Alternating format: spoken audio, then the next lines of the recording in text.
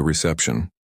The observation deck of the Harmony Station stretched across 300 meters of reinforced crystal, offering an unobstructed view of the void. Ambassador Chen stood with her hands clasped behind her back, watching the alien vessel approach.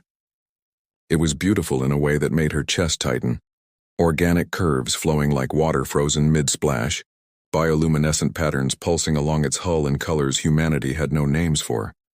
"They're responding to our docking protocols," Lieutenant Okafor said from his station, voice steady despite the tremor in his hands. "Translation matrix is surprisingly cooperative. They want us to understand them." Chen nodded slowly. First contact. The moment humanity had dreamed of for centuries, prepared for through decades of careful planning, and now it was here. The Wanderers, they called themselves, a species that had been exploring the galaxy for longer than human civilization had existed.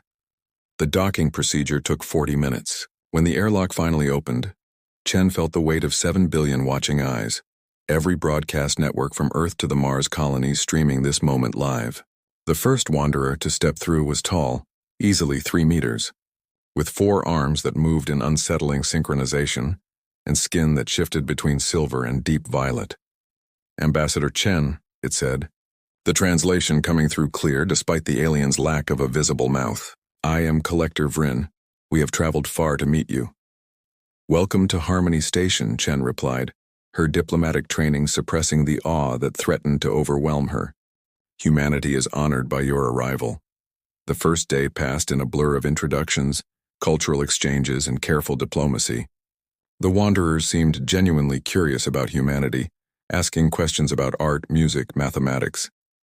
They shared holographic records of their civilization, cities that floated in gas-giant atmospheres, gardens that grew in the void of space, music that existed in dimensions beyond sound. But Chen noticed things. Small things. The way Collector Vryn's companions always positioned themselves near the station's critical systems. How their questions gradually shifted from cultural curiosity to pointed inquiries about military capacity, resource distribution, defensive capabilities. On the third day, everything changed. Chen was showing Vryn humanity's art gallery, a collection of masterpieces from Earth, when the collector stopped before a painting of the ancient library of Alexandria in flames. It studied the image for a long moment, 4 hands moving in what their translation matrix identified as contemplation. "You preserve the memory of destruction," Vryn observed. "We preserve the memory of loss," Chen corrected gently, "so we never forget what was taken from us." Curious. Vryn turned to face her fully, and Chen suddenly felt like a specimen under glass. "Most species we encounter do not survive long enough to develop such nostalgic tendencies." The temperature in the room seemed to drop. "I'm sorry?" "Ambassador Chen, let me speak with clarity, as I believe your kind appreciates directness." Vryn's skin shifted to a deep crimson, and for the first time, Chen heard something like emotion in the translated voice. "The Wanderers have explored this galaxy for 18,000 of your years. We have encountered 347 intelligent species. Of these, only 73 remain." Chen's hand moved unconsciously to the emergency beacon on her wrist. "What happened to the others?" "They were collected." Vryn gestured to the painting. "Like books in a library. Some were useful. Their knowledge, their biology, their worlds, all cataloged, preserved, and put to proper use in service of the greater galactic order. Others were redundant, unnecessary duplicates of existing categories. And humanity?" Chen forced the words through her constricting throat. "You are interesting. Creative, adaptable, irritatingly persistent in your survival." Vryn moved closer, and Chen saw that what she'd mistaken for curiosity in those alien features was actually the cold assessment of a predator evaluating prey. But also dangerous, emotional, chaotic. The Wanderers have decided that humanity falls into the category of species too risky to integrate and too unpredictable to ignore. Alarms began blaring throughout the station. On the observation deck, the beautiful organic ship was suddenly bristling with weapon systems that unfolded like predatory flowers. 6 more vessels decloaked around Harmony Station, surrounding it completely. "I am sorry, Ambassador," Vryn continued as if discussing the weather. "Your species showed such promise. But the galaxy has room for only one ascendant civilization, and the Wanderers claimed that position millennia before your ancestors discovered fire. Chen triggered her beacon. Throughout the station, emergency bulkheads slammed shut. The delegation scattered to evacuation points. But Chen stood frozen, not in fear, but in a strange, cold fury that felt almost alien itself. "You made a mistake coming here," she said quietly. Vrin's skin flickered with what might have been amusement. "I think not. We have analyzed your defensive capabilities. We have mapped every human military installation from here to your home system. You have warships, yes, but nothing that can challenge even one of our vessels. Humanity's extinction will be regrettable but swift. That's not the mistake I meant." Chen walked to the observation window, looking out at the threatening alien ships, and then beyond them to the star field that contained humanity's scattered colonies, mining operations, deep space research stations, and one other thing. You assumed you knew everything about us. Explain. Chen touched the window, her reflection overlaid against the infinite dark. "You said you've studied us for weeks, but you only studied what we let you see." She turned back to Vrin, and now her smile was sharp enough to cut. "You never asked about the ship." "What ship?" In the distance between the alien fleet and the station, space began to fold. The Revelation 995 words. The distortion started small, just a shimmer in the void like heat rising from summer asphalt. Then reality began to peel back layer by layer, as something massive pushed through from a dimension the Wanderers had never imagined existed.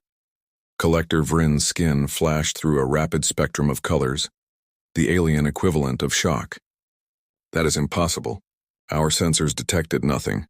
No thermal signature, no gravitational anomaly, no—" "Because you were looking in the wrong dimensions," Chen interrupted, her voice steady despite her racing heart. "We learned from our own history. When European explorers arrived in the Americas, they succeeded partly because the indigenous peoples had never seen ships like theirs. We decided humanity would never make that mistake. We built our defense in a place you didn't know to look. The ship that emerged from folded space was unlike anything in the galaxy's recorded history. Where the Wanderers' vessels were organic and flowing, this was deliberately geometric. A massive cathedral of human engineering with lines so sharp they seemed to cut through the fabric of space itself. 2 kilometers long, bristling with structures that served no purpose the Wanderers' sensors could identify. Its hull was a dark alloy that absorbed sensor sweeps like a black hole swallowed light. THS Defiance. Terra's hope and shield. "Impossible," Vrin repeated, but uncertainty rippled through the translator now. "You are a young species. You've barely left your star system. You don't have the technology, the resources, the knowledge." "We're human," Chen said simply. "We built the pyramids before we had the wheel perfected. We went to the moon on computers less powerful than our children's toys. We're really, really good at doing impossible things when someone tells us we can't." On Harmony Station's tactical display, Lieutenant Okafor was streaming data to Chen's neural interface.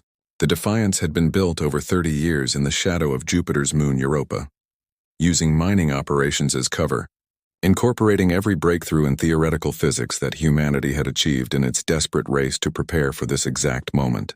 Because humanity, having studied every first contact scenario in its fiction, had always known that the universe might not be kind. Captain Sarah Volkov's voice came through clear and sharp on the open channel. "Collector Vrin, this is Captain Volkov of the Terran heavy ship Defiance. You are in violation of the Harmony Accords and have threatened the extinction of a sovereign species. Power down your weapons and prepare to be escorted out of human-controlled space." Vrin's forearms moved in what Chen's interface translated as contemptuous dismissal. "You have 1 ship. We have 7. Your bravado is admirable but futile. Stand down and your species will be archived rather than erased. You will exist in our libraries if not in the living galaxy." "Counteroffer," Volkov replied, and Chen could hear the smile in her voice. "You leave now. Tell every species in the galaxy that humanity is not to be collected, and we let you live to deliver the message." The Wanderer's lead ship opened fire. What happened next would be analyzed by military historians for centuries. The Defiance didn't dodge, it shifted. The massive warship phased through dimensions like a ghost, letting the Wanderer's energy weapons pass through empty space where it had been a microsecond before. When it phased back, every weapon system on its hull came alive simultaneously. But these weren't traditional weapons. Humanity had learned from the Wanderer's own technology, observed through secret probes, and then done what humanity did best: weaponized it with creative brutality. Gravitic lances that turned off local gravity in precise spheres, causing 3 Wanderer ships to literally tear themselves apart as their organic systems imploded. Quantum resonance emitters that found the exact frequency each ship's hull vibrated at and amplified it until the vessels shook themselves to pieces. And something new, something terrifying. Dimensional cutters that sliced through the Wanderer's ships by temporarily removing the space they occupied. Within 90 seconds, 4 Wanderer vessels were drifting hulks. The remaining 3 desperately tried to retreat, but the Defiance was faster, appearing ahead of them through fold space jumps that should have required technology millennia beyond human achievement. "Stand down," Volkov commanded again. "I won't ask 3 times. On Harmony Station, Vryn had gone completely still, skin pale white in what Chen's interface now identified as existential terror. "How?" the Collector whispered. "You are children, infants playing in the cosmic nursery. We are ancient, powerful, perfect." Chen walked up to the alien, no longer intimidated, no longer impressed. "That's your problem right there. You became so perfect you stopped innovating. You stopped adapting. You became collectors instead of creators." She gestured to the Defiance visible through the observation window, every line of it representing human ingenuity pushed to its absolute limit. "We're not perfect, Vryn. We're messy and chaotic and emotional and short-lived. But we're also determined and creative and absolutely fundamentally unwilling to surrender. You've been exploring the galaxy for 18,000 years. We went from the first airplane to landing on the moon in 66. That's what scares you. Not what we are now, but what we'll become." The remaining Wanderer ships powered down their weapons. On the main channel, a new voice spoke, older, weighted with authority and something that might have been respect. "This is High Collector, Marin of the Wanderer fleet. We miscalculated. We wish to negotiate terms of disengagement." Volkov's response was immediate. "Denied. You don't negotiate with someone you just tried to exterminate. But I'll give you a choice. Leave human space immediately and tell every species in the galaxy what happened here today, or we demonstrate what else the Defiance can do and nobody goes home." There was a long pause. "Then, we will comply and deliver your message." But Chen knew this wasn't over. This was just the beginning. The message, the Wanderer fleet retreated in silence, their once majestic vessels limping toward the edge of human space like wounded predators. Through the observation deck window, Chen watched them go, but she felt no satisfaction. Only a cold certainty that everything was about to change. "Captain Volkov, permission to come aboard the Defiance," Chen requested. "Granted, Ambassador. Shuttle Bay 3 is ready for you." The journey from Harmony Station to the warship took 20 minutes. As Chen's shuttle approached, she truly saw the Defiance for the first time. It was beautiful in a way that had nothing to do with aesthetics. It was the beauty of human determination made manifest. Every rivet and plate a declaration that humanity refused to kneel. Captain Sarah Volkov met her at the airlock. She was shorter than Chen expected, barely 5'4", with close-cropped silver hair and eyes that had seen too much in the 30 years she'd been preparing for this moment. They'd aged her up from the young lieutenant who'd first volunteered for this mission into the weathered warrior now standing before her. "Ambassador," Volkov said, offering her hand. "Welcome to the ship that isn't supposed to exist." "How long?" Chen asked as they walked through corridors that thrummed with barely contained power. "How long has the Defiance been ready?" "We achieved full operational capacity 8 months ago. Before that, we were running trials, simulations, training crews in rotation, so the existence of the ship never became public knowledge." Volkov's jaw tightened. "We had a contingency plan if first contact went badly. Turns out it was the right call." They entered the bridge and Chen gasped despite herself. It was a marriage of technology and art. Holographic displays showing threat assessments across light years. Crew members interfacing directly with ship systems through neural links, and at the center, a captain's chair that looked more like a throne forged for a warrior king. "We monitored every second of your negotiations," Volkov continued, pulling up holographic records. "The Wanderers were probing your responses, measuring human psychology, looking for weaknesses. When they revealed their true intentions, we were already moving into position. You could have intervened sooner, saved us those 3 days of tension." Volkov shook her head. We needed them to commit, to show their hand completely, because what happens next depends on what the galaxy believes about us, and we needed proof that the Wanderers fired first. Chen understood immediately. You're going to broadcast everything, every second, to every system with a receiver. The Wanderers said they've encountered 347 species. We're betting most of them are still out there, living in fear, wondering if they're next on the collection list. Volkov's eyes burned with quiet intensity. They need to know that someone said no, that someone fought back and won. This will paint a target on humanity's back. That target was already there. The Wanderers just made it official. Volkov pulled up a star map showing the scattered human colonies, research outposts, mining operations, tiny points of light in an unfathomably vast galaxy. But now the galaxy knows we have teeth. The question is whether we have enough. Chen studied the map, thinking of her children back on Earth, her grandchildren playing in parks under skies that suddenly felt less safe. What do you need from me? A speech. Not for the Wanderers, not for the other aliens, for humanity. For every person from here to the Kuiper Belt who's going to wake up tomorrow and realize we're not alone in the universe, and that the universe is far more dangerous than we imagined. Volkov's expression softened slightly. They need to hear it from someone who stood face to face with the threat and didn't blink. 3 hours later, Ambassador Chen stood before a camera on the Defiance's bridge, looking into a lens that connected her to billions of humans across space. Behind her, through the massive viewing port, the stars stretched eternal and indifferent. My fellow humans, she began, her voice steady. Today, we learned that we are not alone in the universe. We also learned that the galaxy can be cruel, that intelligence does not guarantee wisdom, and that power does not equal righteousness. She paused, choosing her words with the care of someone who knew they were shaping history. The Wanderers came to us offering peace, but brought the threat of extinction. They believed we were weak because we are young, that we were defenseless because we are emotional, that we were insignificant because we are small. They were wrong on every count. The image shifted, showing footage of the brief battle, the Defiance phasing through dimensions, the Wanderer ships disintegrating, the moment of victory that had cost 30 years of secret sacrifice. We are human. We build cathedrals and computers, write poetry and physics, dream of stars we can barely see and then figure out how to reach them. We are curious and creative and, yes, chaotic. These aren't weaknesses, they're our greatest strengths.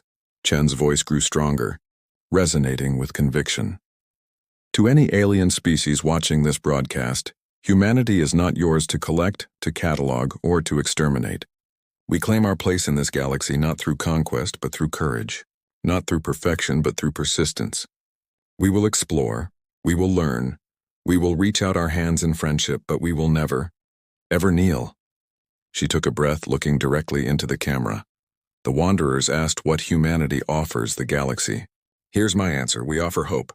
Hope that intelligence can grow without becoming cold, that power can exist without tyranny, that a young species can face an ancient threat and survive.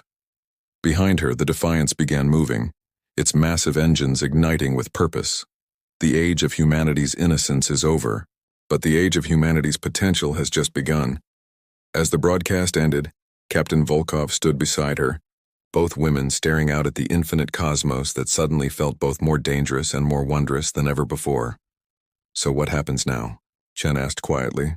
Volkov smiled, a warrior's smile, fierce and unafraid. Now we show the galaxy what humans do best. We keep moving forward. And somewhere, in the vast darkness between stars, 1,000 alien civilizations received the message and trembled.